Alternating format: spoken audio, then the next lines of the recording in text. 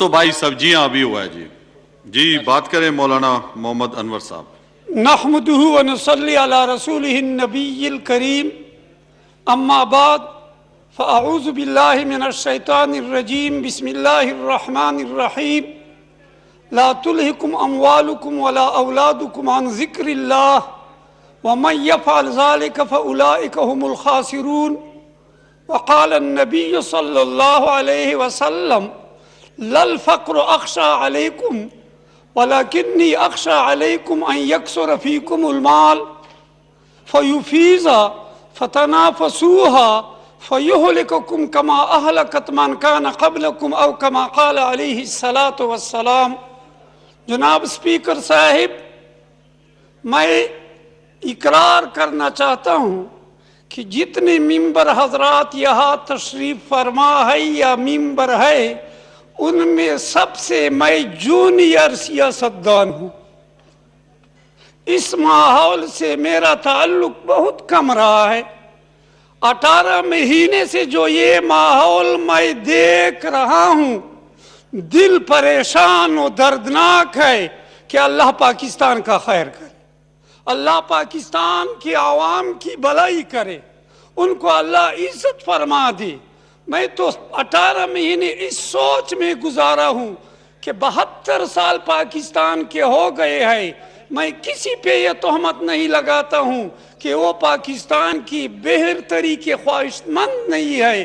میں دعوے سے کہتا ہوں کہ ہر ایک خواہش مند ہے کہ پاکستانی عوام کامیاب زندگی گزارے، خوشی کی زندگی گزارے اور پاکستان دنیا میں ترقی کا نام پیدا کرے۔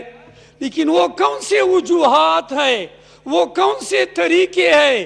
اتنی پارٹیاں تبدیل ہو گئی ہے لیکن پاکستان میں ذرا بر ماحول کی تبدیلی نہیں آئی۔ اب میرے سامنے جو پہلے ممبر فرما رہا تھا بالکل وہی بات ہے۔ جو بھی آتا ہے وہ کہتا ہے پہلوں نے خزانہ خالی چھوڑا ہے، پہلوں کا کردار ناکام ہے۔ لیکن مجھے افسوس سے کہنا پڑتا ہے کہ طریقہ اور رویہ جتنی بھی حکومتیں آئی ہے اسی حکومت کا اپنایا ہے جو پہلے سے وہ حکومت چل رہی تھی۔ میرا دماغ سوچ چھوڑ دیتا ہے کہ اس سے تو کامیابی یقیناً نہیں آئے گی۔ جو راستہ پاکستان کا پہلے سے معیشت کا اور اقتصادیات کا جن کی اشاروں سے شروع کیا گیا ہے، اگر وہی اشاروں سے قائم رہا، میری امید نہیں ہے کہ پاکستان میں خوشی آئے گی۔ میں یہ یقین سے کہتا ہوں جتنے ممبر حضرات ہیں اقتصادیات میں، معاشیات میں، وہ سب ماہر ہے۔ پہلے تو مجھے افسوس سے کہنا پڑتا ہے، میں تو جب اس میدان میں لانے کے لیے پنسایا گیا، رمضان کا مہینہ تھا، اعتکاف میں بیٹھا تھا، میں نے یہ فیصلہ کیا تھا کہ میں وہاں پہ جو بات کروں گا وہی بات کروں گا جو 40 سال یا 42 سال احادیث اور دین کی علم پڑھانے سے جو کچھ حاصل کیا ہے وہ دوسروں کو بھی پہنچاؤں گا۔ پہلے میں معافی چاہوں گا طرفین سے جو کردار کا مظاہرہ ہو رہا ہے۔ میں ایک حدیث مبارک پیش کرتا ہوں، نہ بڑی ان کو سبق دیتے ہیں نہ وہ خود سبق لیتے ہیں۔ حضور صلی اللہ علیہ وسلم تشریف فرماتی، ایک یہودی آتا ہے، کہتا ہے السلام علیک۔ ظاہر میں وہ کہتا ہے کہ میں سلام ڈال رہا ہوں، لیکن کہتا ہے السلام علیک، آپ پہ تباہی ہو۔ حضرت عائشہ رضی اللہ تعالیٰ عنہ جوش پہ آتی ہے، وہ جواب میں کہتی ہے وعلیکم السلام ولعنت اللہ، وعلیکم السلام ولعنت اللہ، آپ پہ تباہی ہو اور اللہ کی لعنت ہو۔ حضور صلی اللہ علیہ وسلم فوراً منع کرتی ہے، فرماتے ہیں یا عائشہ آپ نے مارے میں، یا عائشہ آپ یہ کیوں کہہ رہی ہے؟ حضرت عائشہ فرماتی ہے ام المؤمنین رضی اللہ تعالیٰ عنہ، یا رسول اللہ آپ نے اس یہودی کی یہ بات، یہ کلام نہیں سنی؟ حضور صلی اللہ علیہ وسلم فرماتے ہیں کہ آپ نے میرا جواب نہیں سنا؟ میں اسی مختصر الفاظ میں ان کا جواب دیا وعلیکم وعلیکم۔ اور مجھے امید ہے کہ اللہ میری دعا قبول کرتی ہے اور ان کی دعا قبول نہیں کرتے ہیں۔ اب زیادہ الفاظ جو آپ نے بولے، غلط تیز رویہ آپ نے اختیار کیا، اسلام ایسا رویہ کسی کو نہیں اجازت نہیں دیتا ہے۔ میں اس ماحول میں حکومتی بینچوں سے ہو یا ہماری حزب اختلاف کی بینچوں سے ہو، جو رویہ پاکستان کی عوام کے سامنے، نوجوانوں کے سامنے، جو سیاست کا داغ اور بنیاد اس اسمبلی میں جو ذہن پاکستانی نوجوانوں کو دیا رہا ہے، میرے خیال میں یہ پاکستان کے لیے ناکامی کا ہے، اچھی اخلاق کا نمونہ نہیں ہے۔ ایک آیت میں نے پڑھی ہے، مختصر بات کروں گا، اور ایک حدیث پڑھا ہے، اس پہ پھر اکتفا کروں گا۔ بات یہاں پھر دم اور تعویذوں تک پہنچ گئی، اپنی بات ہی پورے نہیں کر سکتے ہیں، پھر مذہب کی طرف چل کر وہی بات رکوا دیتے ہیں۔ ذرا کچھ سوچ کرنا چاہیے۔ قرآن کا اعلان ہے، میں مسلمان ہو کے دعوے سے کہتا ہوں، جب مسلمان تمام سوچ اور فکر یہ اللہ نے یہ مملکت خدا داد اسلام کے نام پہ ہمیں دیا ہے، جب تک ہم نے وہ ذمہ واری جس ذمہ واری کے لیے ہمیں ملک دیا ہے اس ذمہ واری کی طرف متوجہ نہیں ہوئے ہو، یقیناً ہزاروں منصوبے بنائے جائے، اس وقت تک ملک میں اچھے ماحول نہیں آئیں گے جب اس نظریے کو کہ لا الہ الا اللہ، یہاں میں نے پہلی بار جو بات سنی ریاست مدینہ کی، جب ریاست مدینہ کے ماحول کو ہم اسمبلی میں ظاہر نہیں کریں گے، اپنی کردار میں ظاہر نہیں کریں گے، اپنے مخالف کے مقابلے میں ریاست مدینہ کے سبق کو ظاہر نہیں کریں گے۔ کس طرح سبق ہیں؟ حضرت عمر رضی اللہ تعالی عنہ، اس سے بھی پوچھا جاتا ہے، حضرت عمر رضی اللہ تعالی عنہ حکم فرماتے ہیں، میری بات کی اطاعت کرو اور سنو، میری بات کی اطاعت کرو اور سنو۔ حضرت ابو ذر غفاری رضی اللہ تعالی عنہ اٹھتے ہیں، فرماتے ہیں کہ نہ ہم آپ کی بات سنتے ہیں اور نہ اطاعت کریں گے۔ حضرت عمر جوش میں نہیں آتا ہے، یہاں تو میں جوش کا معاملہ دیکھتا ہوں، وہ کیا فرماتی ہے؟ کیوں نہیں مانتے ہو اور کیوں اطاعت نہیں کرتے اور کیوں نہیں سنتے ہو؟ ابو ذر غفاری رضی اللہ تعالیٰ فرماتے ہیں، یہ مسلمان سب ایک قسم کا لباس پہنے ہوئے ہیں اور آپ کا لباس ان سے لمبا ہے، یہ لمبے لباس کے لیے اپنے کپڑے کہاں سے زیادہ لے آئے ہیں؟ اب جواب سنو، تنزیہ نہیں کہتے ہیں، اپنے بیٹے کو کہتے ہیں، بیٹے اٹھو یا عبداللہ ابن عمر، جواب دو۔ ہمیں اللہ ایسا مزاج دے، اللہ ایسا ماحول نصیب فرما دے، اللہ ایسی حکمران نصیب فرما دے۔ حضرت عبداللہ ابن عمر اٹھتے ہیں، ابو ذر غفاری کو جواب دیتے ہیں کہ ہمیں 2 کپڑے ملے تھے، ایک میرے نام کا تھا اور ایک میرے والد صاحب کا نام تھا، جو کپڑے میں لمبائی آ گئی ہے، مجھے تو افسوس سے کہنا پڑتا ہے، یقیناً افسوس سے کہنا پڑتا ہے، میں جس ضلع سے آیا ہوں میں ایسا آدمی نہیں ہوں، میں دعوے سے کہتا ہوں کہ میرا دادا دنیا سے رخصت ہو گیا، اس کا ذاتی گھر نہیں تھا، 1 کنال زمین نہیں تھی، میرا والد صاحب دنیا سے رخصت ہو گیا، زندگی میں 4 کنال زمین 120 روپے پہ میرے خیال میں کنال لیا تھا، 4 کنال زمین لی تھی، گھر اگر میں نہیں خریدتا تو اس کا بھی گھر نہیں ہوتا تھا۔ میں اس میدان میں یہاں آیا ہوں، میری تنخواہ اس وقت 17,500 روپے تھی، 6 بچے، 5 لڑکیاں اور 1 بیوی۔ شکر ہے الحمدللہ، مجھے تنگی محسوس نہیں ہوئی ہے، اب اس ماحول میں مجھے تنگی محسوس، یہ تنخواہ لے کر اب مجھے تنگی محسوس ہو رہی ہے، وہاں نہیں ہوئی۔ تو اگر تم عبداللہ ابن عمر کو فرماتے ہیں جواب دو، عبداللہ ابن عمر فرماتے ہیں کہ یا ابا ذر، ایک ٹکڑا میرے والد سے اب کا ہے اور ایک ٹکڑا میرا ہے، اس لیے اس کا قمیص لمبا ہے دوسروں کی نسبت۔ ابو ذر غفاری اٹھتا ہے، یہ نہیں کہ میں نے یہ بات کی ہے بس اس پہ ڈٹا رہوں گا، اٹھتا ہے اب بات کرو، سنوں گا اور مانوں گا۔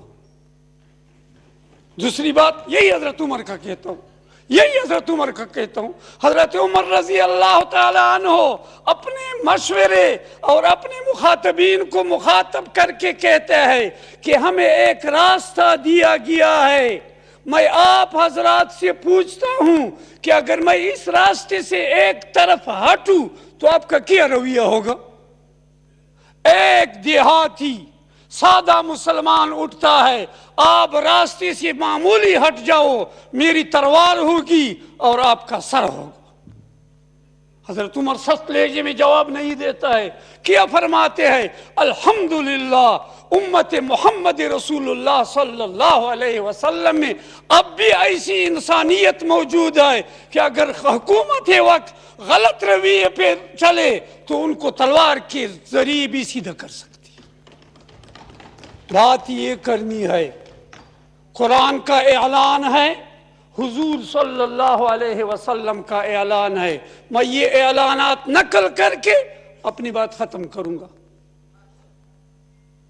یا ایہا الذین آمنو، او میرے مومنو، اللہ ہم سے بات کر رہے ہیں، الہی آرڈیننس ہے، پاکستان کی حکومت کا آرڈیننس نہیں۔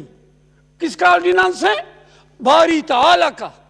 او مومنو لا تلہکم اموالکم ولا اولادکم، آپ کی دنیا کی اسباب اور آپ کا اولاد آپ کو ایسا مشغول نہ کرے کہ آپ اللہ کی دین چھوڑ کے دوسرے کی طرف متوجہ ہو جائے۔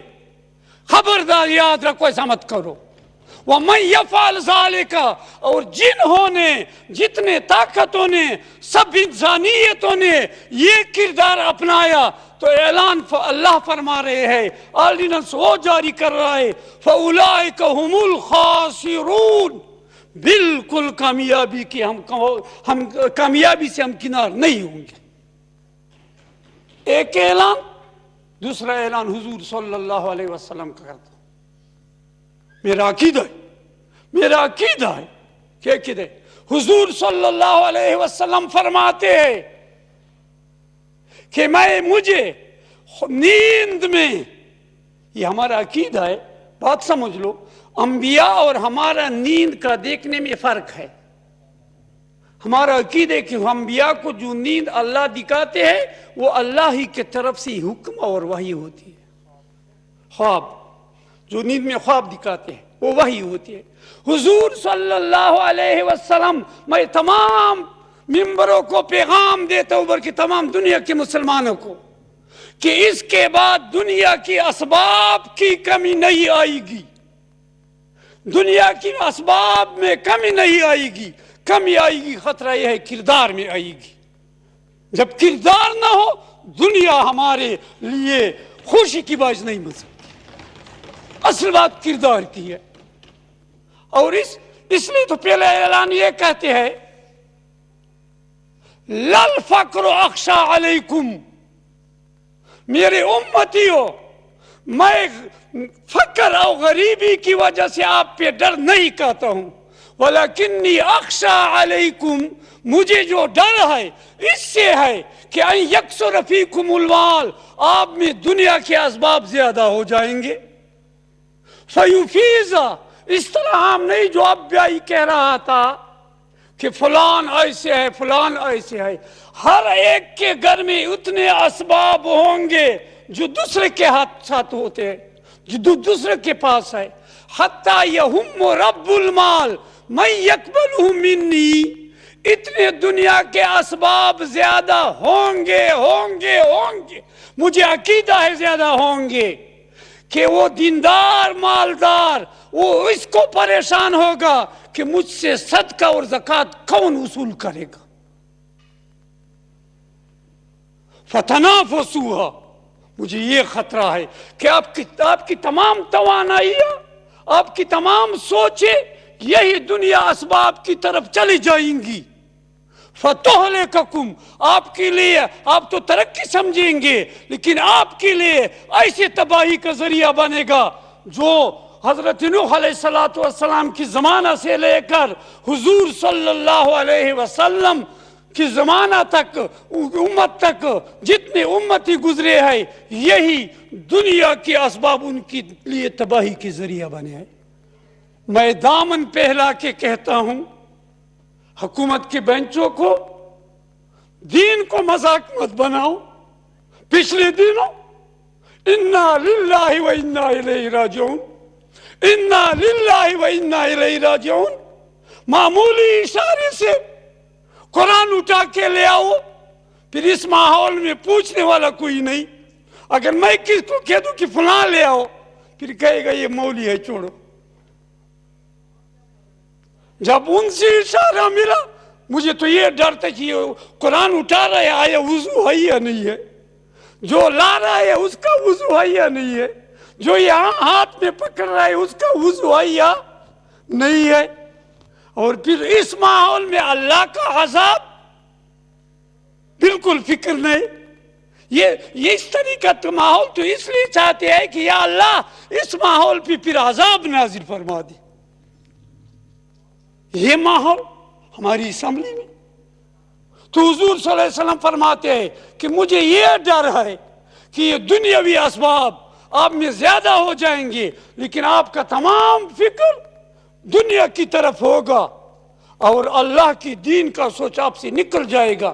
پھر یہی اسباب آپ کے لیے ترقی کا ذریعہ نہیں ہوں گے، ناکامی کا ذریعہ ہوں گے. میں پھر دامن پھیلا کے تمام ممبران حضرات، وہ دوسری بات ہے کہ حکومت کس طرح ہونی چاہیے، کس طرح عوام، یہ بھی میں کہتا ہوں، صاف بات کہتا ہوں، کسی کو پیرت کرنا مقصود نہیں ہے. اگر یہ حکومت یا دوسری حکومت یا پہلی حکومت کسی سازش کے ذریعے سے پاکستان پہ مسلط کیا گیا ہو، وہ ہزاروں کوششیں کرے، ان کے ہاتھوں سے پاکستانی قوم کو خوشی نہیں مل سکتی ہے جب تک پاکستانی قوم آزادی سے حکومت منتخب نہ کرے، آزادی سے. اور یہی میرا نظریہ نہیں، میں دعوے سے کہتا ہوں، حضرت عمر رضی اللہ تعالی عنہ فرماتے ہیں کہ جب کسی سازش کے ماتحت آپ پہ کوئی حکمران لایا جائے، خبردار ان کو مت مانیے، اگرچہ آپ پہ قتل مقاتلہ کا نوبت بھی آ جائے، یہ قوم کے مفاد میں نہیں ہو سکتا ہے. میں کسی پہ دعویٰ تو نہیں کرتا ہوں لیکن اصل بات میرا یہ ہے کہ اللہ ہم سب کو دوسروں کی قدر پہچانے کی توفیق نصیب فرما دے. اللہ ہم کو ایک ساتھی سے سخت لہجہ نکلیں گا، ہمیں اللہ توفیق دے کہ ہم ان کو صحیح جواب نرم لہجہ میں دے، انشاءاللہ پھر ماحول خوشگوار ہوگا. آج ہم کس لیے جمع ہوئے تھے؟ میں یقین سے کہتا ہوں کہ میں نے بخاری شریف کا حدیث سبق اس مجلس کے لیے چھوڑا تھا کہ آج ملک کے عوام کے بارے میں بات ہوگی، لیکن مجھے افسوس تھا کہ کیوں وہاں سے آئے، ایک حدیث یا دو حدیث تو پڑھا لیتے. پھر بھی شکر ہے الحمدللہ 4-5 ممبروں نے یا 20-30 ممبروں نے میری بات سن لی. امید ہے پاکستانی قوم کو پہنچے ہوگا. میں تمام قوم کو یہ سبق سکھانا چاہتا ہوں، یہ بات بھول جاؤ کہ مکے کا جواب اینٹ سے دیں گے. شریعت نے ہمیں جواب دیا ہے، مکہ والوں نے حضور صلی اللہ علیہ وسلم کے ساتھ کیا کردار ادا کیا، لیکن جب موقع آیا تو حضور صلی اللہ علیہ وسلم نے کتنا خوش اسلوبی سے جواب دیا. اللہ ہمیں توفیق دے کہ ہم آمین. اور مجھے تو افسوس ہے کہ میرے تقریباً 68 سال گزر گئے ہیں، ہم نے ان ساتھیوں پہ اس ماحول کے بنانے کے لیے کوششیں کیوں نہیں کی ہے. میں اپنے آپ کو مجرم پا رہا ہوں کہ میں یقیناً مجرم ہوں کہ وہاں تیار لوگوں کی تربیت تو کی ہے لیکن جو ہمارے ماحول سے دور ہے ان پہ کوشش نہیں ہوا ہے. اللہ ہمیں توفیق دے کہ آپ حضرات جتنے ذہین با کردار ہے لیکن اخلاق کی لحاظ سے ہم سب کو اللہ اسلامی اخلاق نصیب فرما دے. وآخر دعوانا بہت شکریہ. الحمدللہ.